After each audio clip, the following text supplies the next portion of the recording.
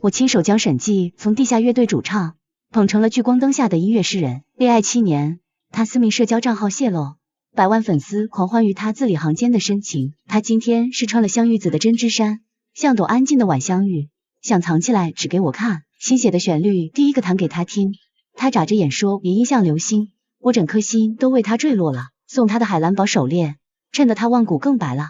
他值得世间所有清澈美好的东西，可他们不知道，沈寂口中那个他穿的、听的、拥有的没有一样属于我。温婉意，手机在掌心震个不停，合伙人乔欣发来的链接，配着一连串尖叫表情。婉意，快看，沈大才子私下居然是这种人设，你瞒得我好苦。我点开那个被称为沈寂树洞的匿名账号，最新一条动态发布于昨夜凌晨，封闭创作第3天。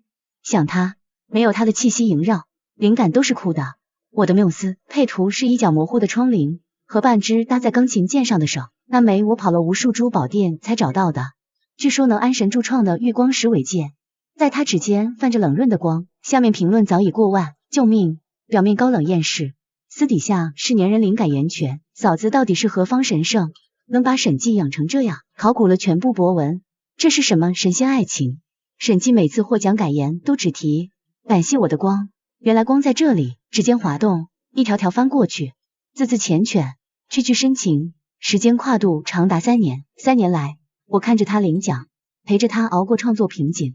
在他因风格小众被市场质疑时，动用人脉为他牵线。他说需要绝对安静，我便退居幕后，打理我们共同创立的工作室，处理一切琐碎，让他专心捕捉星光。我以为他所有的热烈与灵感都给了音乐，原来不是。心脏像是被浸入冰水，缓慢的收缩。我回复乔欣，那件香玉子的针织衫我从没穿过。乔欣的对话框正在输入了很久，才弹出一句，或许是你忘了，或者他记错了牌子。沈寂那脑子除了音符还能装下什么？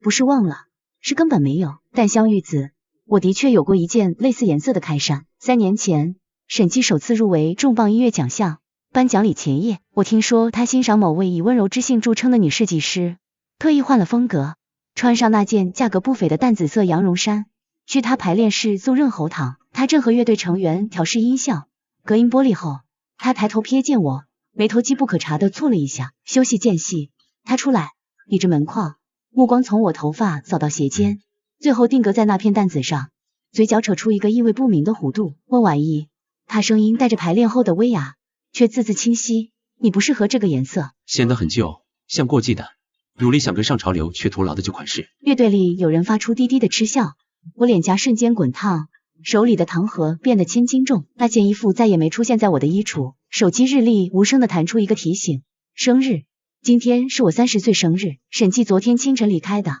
说是有个极重要的投资人会议，关乎他下一张概念专辑的经费。他揉着眉心，眼下有淡淡的青黑。别等我，可能通宵。我等到午夜12点，客厅只有落地灯昏黄的光。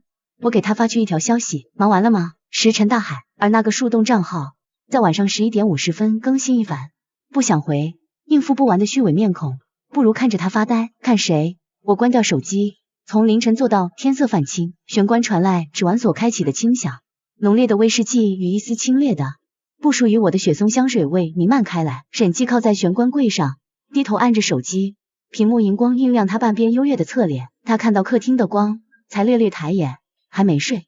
他语气里带着宿醉的疲惫和不耐。哇，他似乎这才注意到我的存在，收起手机，扯了扯领口走过来，带着一身混杂的气息坐进我对面的单人沙发，长腿交叠，正好。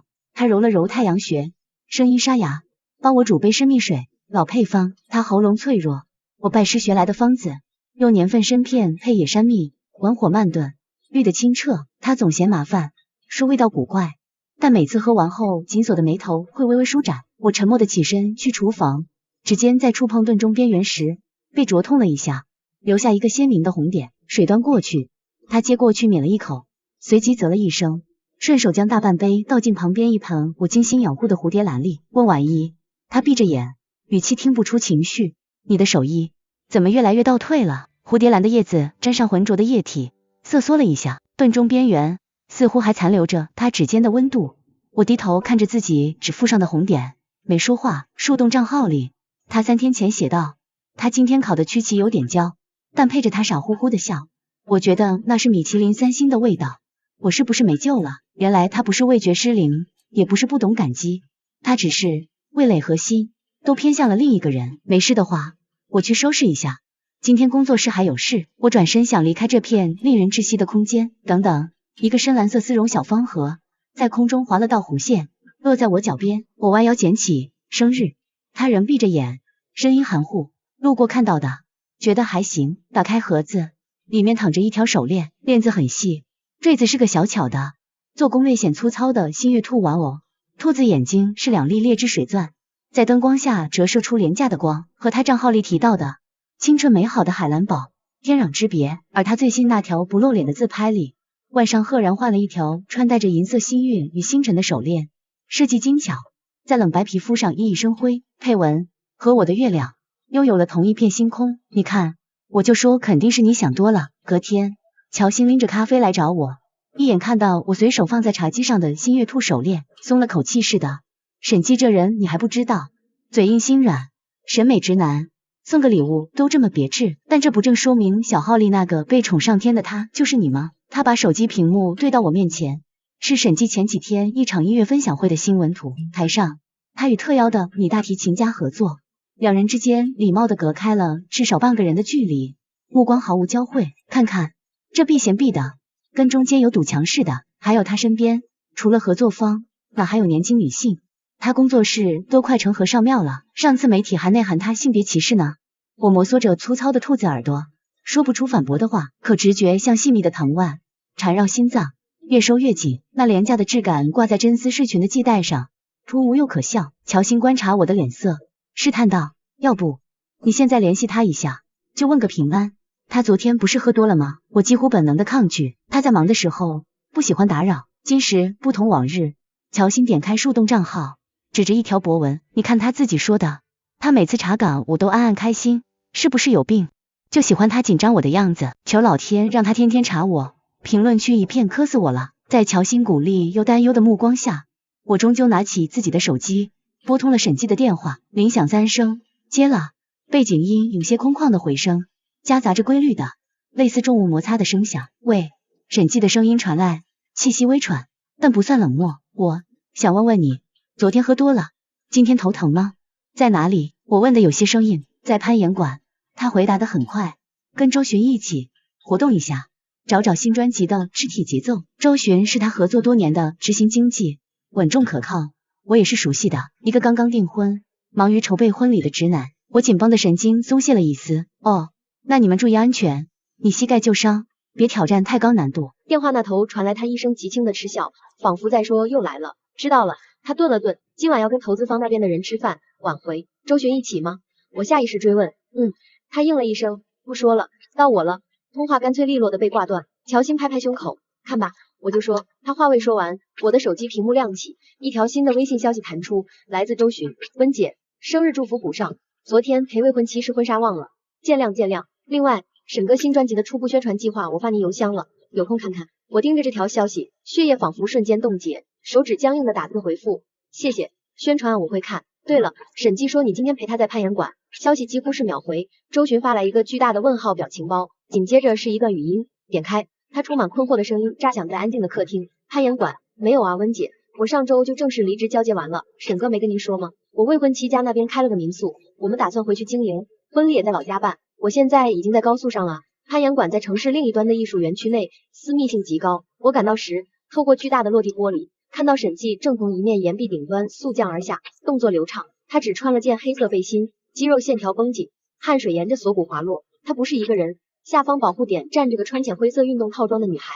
正仰头看着他，手指娴熟地控制着保护绳。距离太远，看不清面容，只能看到纤细的身影和束成高马尾的长发。沈记落地，女孩立刻递上毛巾和水，他接过来，很自然地揉了揉她的头发。女孩笑着侧身躲了一下，马尾便在空中划出俏皮的弧线。两人站得很近，低声交谈着什么。沈记脸上是我许久未曾见过的松弛，甚至带着点孩子气的笑意。我推开门走了进去，脚步声在空旷的场馆内回响。沈记转头看见我，脸上的笑意瞬间冻结，转化为错愕，随即是不加掩饰的烦躁。你怎么找到这儿的？他眉头拧紧，语气生硬。我没回答，目光落在他身边那个女孩身上。她很年轻，皮肤白皙，五官清丽，此刻正略带不安地看着我，手指无意识地绞着胸前的衣物，一件香芋紫色的修身运动内衣，外罩同色系薄纱防晒衣，和我记忆中那件被贬为过季旧款的颜色如此相似。周巡呢？我问，声音出乎自己意料的平静。沈寂脸色微微一变，下意识地上前半步，似乎想挡住那女孩。她在换衣服，有什么？我不再听她说话，径直朝更衣室方向走去。温婉意手腕被猛地攥住，力道极大，骨头都在发痛。沈寂将我用力拽回，声音压抑着怒火：你又在发什么疯？我说了他在里面。长期积压的猜疑、不安、委屈，在这一刻决堤。我像溺水的人抓住浮木，拼命挣扎。你放开我，让我看他一眼，就一眼。周巡到底在不在？我的尖叫和哭喊在空旷的场馆里刺耳的回荡。其他几位正在攀岩的客人纷纷停下，好奇而探究的望过来。有人举起了手机。沈寂的脸色黑如锅底，眼中闪过一丝慌乱，随即是更深的恼怒。保安！他冲着闻声赶来的工作人员吼道，同时用力将我往外拖拽。跟我回家，别在这丢人现眼。有人上来帮忙按住我的肩膀，我绝望的哭喊、踢打，世界在我眼前扭曲旋转，直到一个轻柔的带着点怯生生的声音响起：阿季。一切嘈杂，仿佛被按下了静音键。那个穿着香芋紫运动装的女孩不知何时已走了过来，站在几步外，担忧的看着我们。她脖子上挂着一条银色项链，坠子正是新月环绕星辰，与沈寂腕上的手链分明是一对。我清晰的看到沈寂的眼神，愧疚、难堪、挣扎，最终化为一片沉沉的近乎解脱的漠然。他看了我几秒，然后松开了我的手，转身走向那个女孩。这里有点麻烦，他声音低下去，是我不曾听过的温和。你先让司机送你回公寓好吗？女孩咬了咬唇，小声道，可是我炖了你喜欢的冬阴功汤，你说过今天要回去是味道的。沈寂的胃不好，吃不得太辛辣刺激。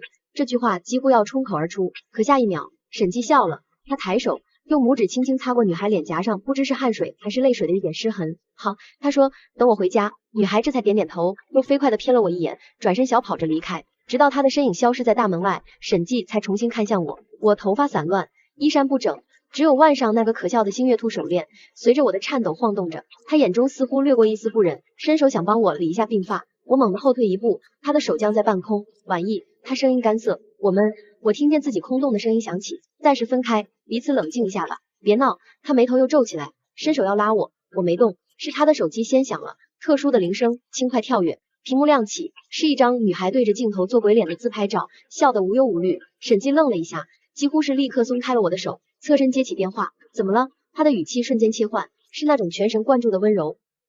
没事，你说，我在听。电话那头隐约传来女孩清脆的连珠炮似的说话声。我转身一步一步走向门口，回头时她背对着我，微微低着头，专注的听着电话，嘴角不自觉的扬起。她甚至没注意到我的离开。那场攀岩馆的风波当晚就爬上了热搜尾巴，词条含蓄，沈寂与神秘女子运动私会女友当场情绪失控，讨论区风向渐渐微妙。又是嫂子在闹，沈哥这么多年零绯闻，至于吗？有一说一，沈哥从独立音乐人走到现在，嫂子好像一直没什么变化。何止没变化，听说沈哥成名后他就安心当幕后了，这心态懂的都懂。我认出一个带节奏的账号，是沈寂工作室某个宣传人员的私人号。随后更多细节被挖出，听说嫂子控制欲超强，沈哥身边连个女助理都不让留。沈哥这次合作的女大提琴家，国际级别的，嫂子都跑去工作室视察过，笑死，男强女弱还不安心。做呗，我的手机开始涌入陌生号码的呼叫和辱骂短信。网络时代，想要开合一个素人并不太难。几个小时后，沈寂的工作室发布了官方声明，言辞恳切，将责任一肩担下。因本人与工作伙伴在封闭讨论新专辑视觉概念时，未及时与女友沟通，造成重大误解，引发外界不必要的猜测。两位女士均无辜受扰，一切过错在我，恳请大家给予空间，勿再打扰。乔欣刷着评论，气得手抖，却又勉强安慰我。婉意，你看，他至少把错揽自己身上了。我摇摇头，示意他看声明下的实时评论。